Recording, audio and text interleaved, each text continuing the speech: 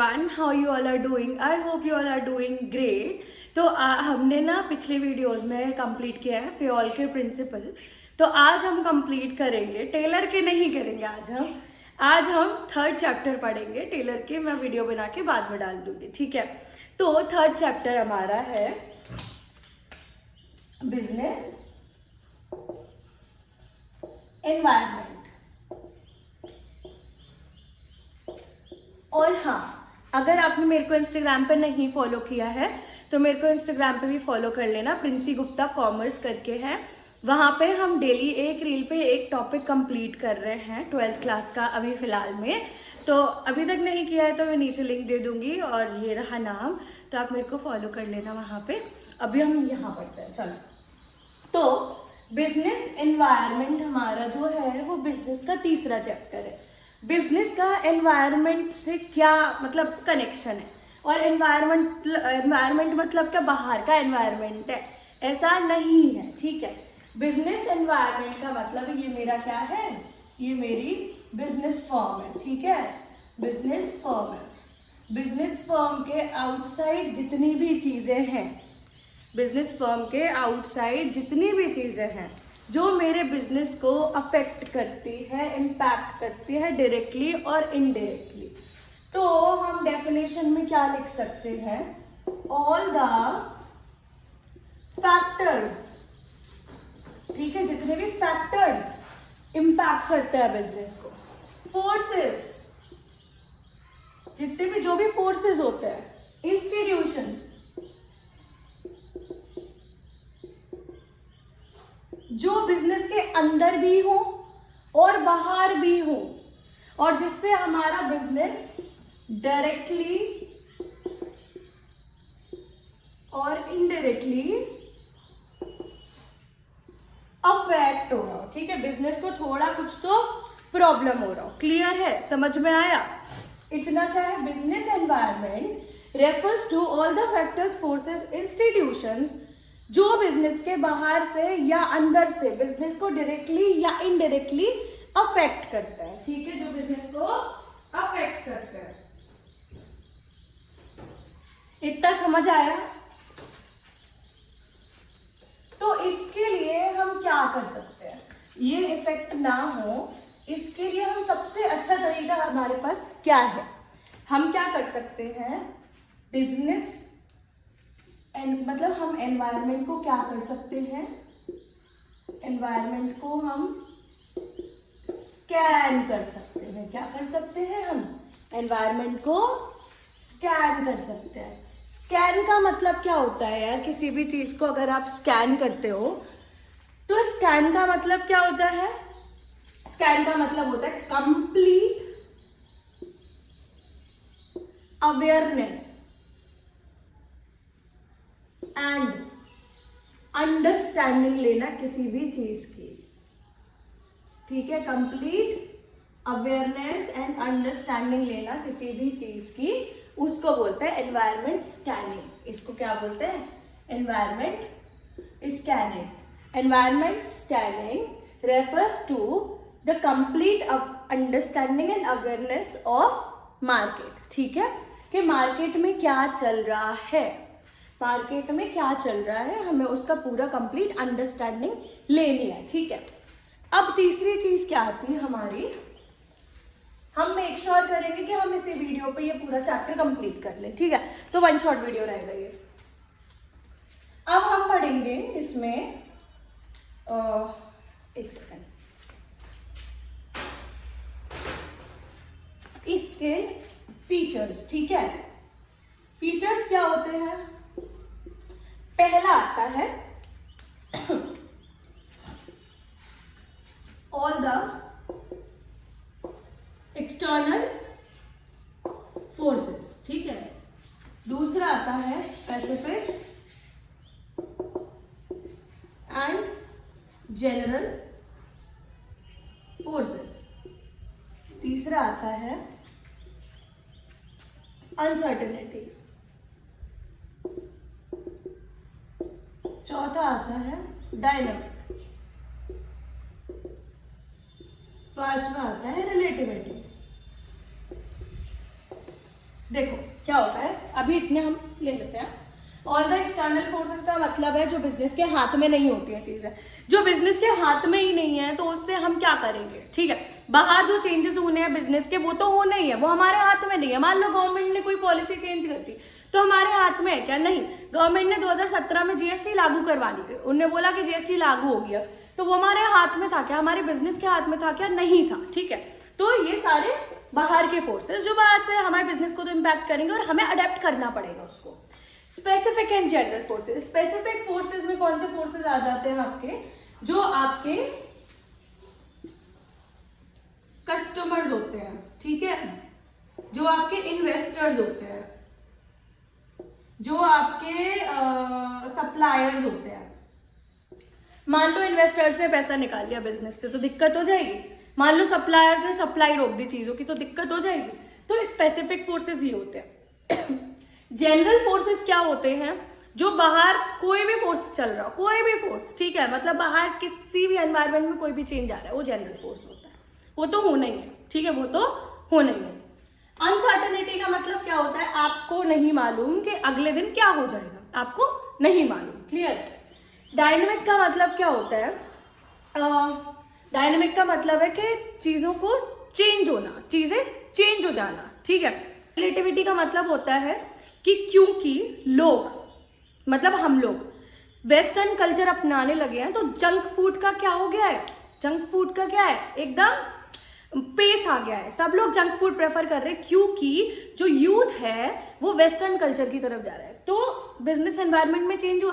तुमने देखा होगा मार्केट में पहले तो दुकानें होती थी, अब रेडी लगती है, कार्ट्स लगते हैं, ठीक है, ट्रक्स लगते हैं। तो ये कल्चर बढ़ा ना क्योंकि वेस्टर्न कल्चर को अपना रहे हैं, ठीक है।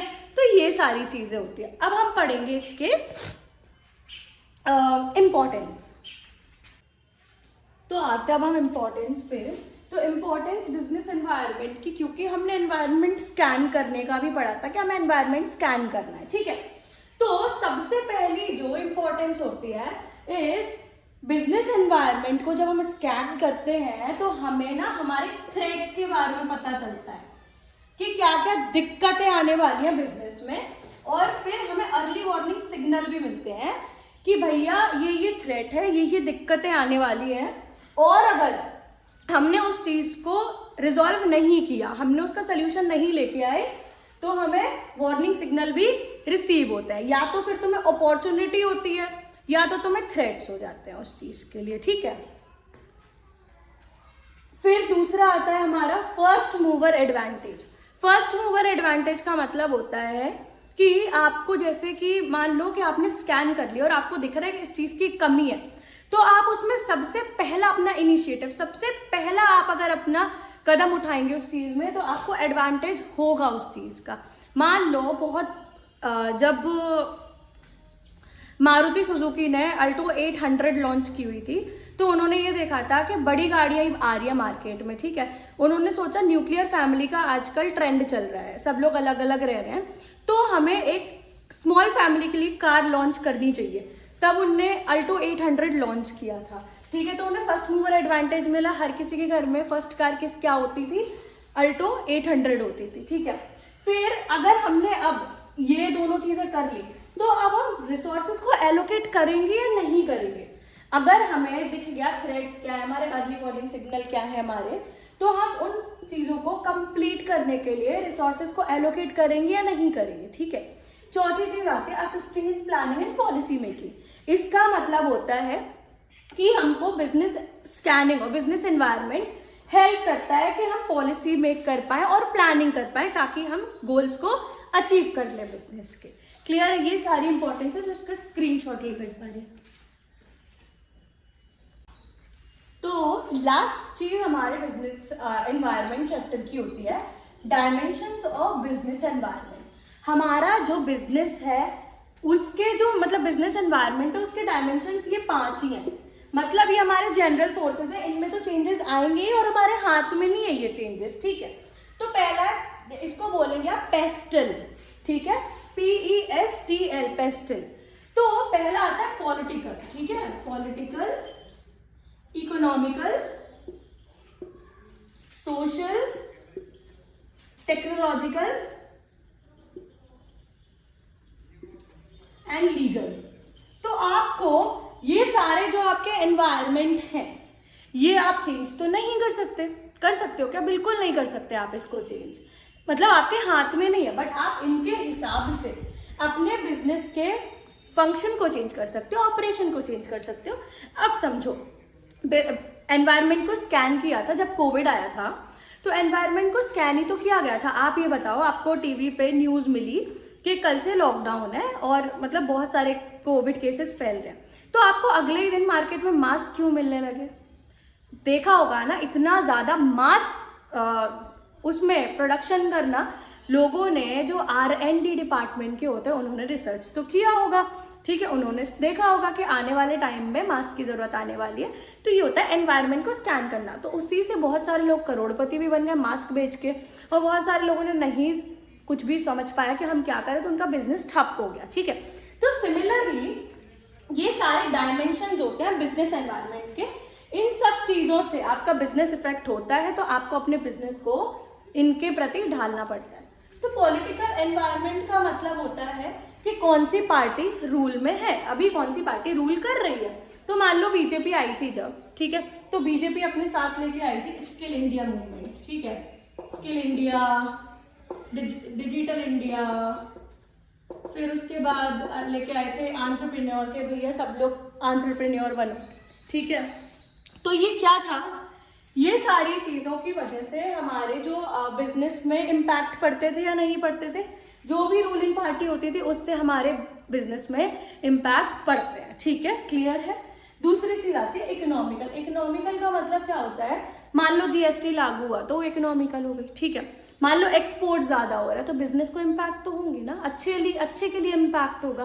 कस्टम ड्यूटी लग जाती है, कुछ भी हो जाता है, मतलब देश की इकोनॉमिकल व्यवस्था के कारण कुछ भी होता है। मान लो तुम्हारे टैक्सेस ज़्यादा लगने लगे हैं, तुम्हारी जीएसटी ज़्यादा हो गई, तो ये सारे इकोनॉमिकल, तो तुम्हारे बिजनेस को तो फर्क पड़ेगा। मान लो किसी चीज़ के लिए अभी तुम 5% जीएसटी देते थे, अभी तुम 10% या फिर 8% जीएसटी देने लगे, तो 3% से ज़्यादा होगी ना तुम्हारी जीएसटी, हो गई कि नहीं होगी। ये सारी चीज़ें, कोई मान लो एक टैक्स ऐड कर दिया गवर्नमेंट ने, तो ये दिक्कत हो जाएगी ना यार बिजनेस को। सोशल, तुम लोग जब दिवाली पे मार्केट जाते हो, तुम लोग ये देखते हो कि एक अलग ही माहौल, अलग ही पॉजिटिविटी, हर जगह बहुत सुंदर, बहुत मज़ा आता था। तो समझो इस चीज़ को, अब क्योंकि दिवाली आती है तो हर बंदे की जो सेल हो जाती है वो into 3 हो जाती है, ठीक है, XXX स्पीड से बेचते हैं लोग सारा सामान। तो मिठाइयों की सेल बढ़ जाती है, कपड़ों की सेल बढ़ जाती है, लाइट्स की सेल बढ़ जाती है, पेंट की सेल बढ़ जाती है। तो सोशल एनवायरनमेंट की वजह से, क्योंकि हमारे कस्टम, ट्रेडिशंस, रिलीजन के कारण से हमारे क्या है, बिजनेस को इम्पैक्ट होता है या नहीं होता है, पॉजिटिवली इम्पैक्ट होता है, बट होता है, क्लियर है। टेक्नोलॉजिकल का मतलब क्या होता है, मान लो कोई टेक्नोलॉजी नई आ गई, 5G आ गया, तो क्या 4G और 3G पे कोई बिजनेस रिलाई करके काम करेगा? नहीं करेगा भाई। अगर मार्केट की डिमांड 5G है तो आपको 5G से काम करना पड़ेगा। मान लो मेरा बिजनेस है, मैं ओल्ड मशीन्स यूज़ कर रही हूँ, टेक्नोलॉजी अपग्रेड नहीं हुई अभी मेरी मशीन्स की, बट मार्केट में हो चुकी है, तो क्या मेरा बिजनेस इम्पैक्ट नहीं होगा? बिल्कुल होगा भाई, बिल्कुल होगा। और लीगल एनवायरनमेंट का मतलब होता है कि मान लो कि कोई लॉ आ गया, ठीक है, कोई भी लॉ आ गया कि अगर आप गुटखा या सिगरेट बेचते हुए दिखे तो आपको अंदर कर दिया जाएगा। तो बिजनेस जो जिसका गुटखे का ही है वो क्या करेगा बताओ? या कि अब दारू की सेल नहीं होगी मार्केट में, जो अल्कोहल है उसकी सेल नहीं होगी मार्केट में, ठीक है, तो जो दारू का मार्केट है उसका क्या होगा? बिजनेस तो इम्पैक्ट होगा, वो भी अल्टीमेटली एक बिजनेस है, समझ रहे हो? ठीक है, तो मतलब इन सारी चीज़ों से बिजनेस क्या है, डायरेक्टली और इनडायरेक्टली अफेक्ट होता है, अच्छे के लिए भी होता है, बुरे के लिए भी होता है, ठीक है। तो हमें अपने बिजनेस को ना इन सारी चीज़ों में ढाल के रखना पड़ता है। बाकी हमारा पूरा चैप्टर कंप्लीट हो चुका है, तो आप पढ़ लेना, शेयर कर देना वीडियो को, वो नहीं करते हो तो वो कर देना, और सब्सक्राइब कर देना, वो भी भूल जाते हो, और अपने फ्रेंड्स को शेयर कर देना सबसे पहले कि तुम पढ़ रहे हो तो वो भी पढ़े, और कॉपी पेन लेके बैठा करो ताकि पूरा कंप्लीट कर लो। Bye guys.